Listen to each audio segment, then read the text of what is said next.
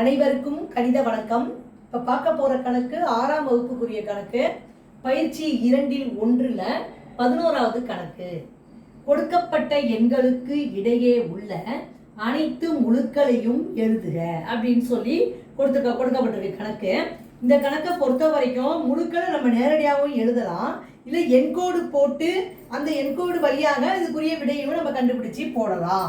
இப்போ பாருங்க, இந்த கணக்கு -5 மற்றும் 4 இதுக்கு இடைப்பட்ட முழுக்கள் என்ன அப்படிங்கிறத நம்ம கண்டுபிடிக்க போறோம். அதுக்கு ஒரு கணக்கு மாடல் நம்ம என்ன சொல்றோம், என்கோடு போட்டு செஞ்சு காமிக்க போறேன். இன்னொரு கணக்கு நேரடியாகவே நம்ம போடுறதுக்கு பழகிக்கலாம்.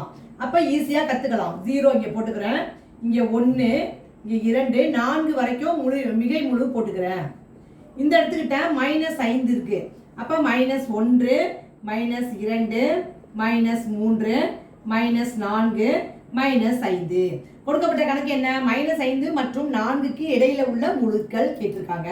அப்ப -5 அப்படின்னா அடுத்து என்ன இருக்கு பாருங்க, -4, அப்புறம் -3, -2, -1, 0, 0, 1, 2 மற்றும் 3. இதான் இந்த கணக்குக்குரிய விடையாகும். அப்ப என்கோடு வரைஞ்சிட்டு என்ன கணக்கு கேட்டிருக்காங்க, எதுக்கு இடையில உள்ள முழுக்கள் என்ன அப்படின்னு கேட்குறாங்க. நம்ம என்ன பண்ணலாம், -5 கொடுக்கப்பட்டிருக்கு, இந்த இடத்துல 4 இது மாதிரி போட்டுக்கிறோம். இடைப்பட்ட முழுக்கள் என்னென்ன இருக்குங்கிறத எடுத்து எழுதிட்டோம். அப்ப இடையில உள்ள முழுக்கள் என்னென்ன கண்டுபிடிச்சிருக்கோம் இந்த கணக்கை பொறுத்த வரைக்கும்.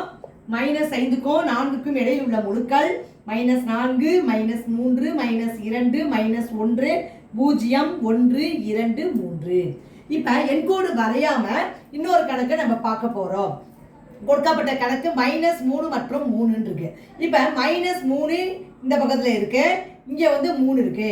இது இடையில உள்ள முழுக்கள் என்ன அப்படின்னு சொல்லி நம்ம கண்டுபிடிக்க போறோம். அப்ப -3னா அடுத்து என்ன வரும், -2, -1, அப்புறம் என்ன வரும், 0, அப்புறம் 1, அப்புறம் 2.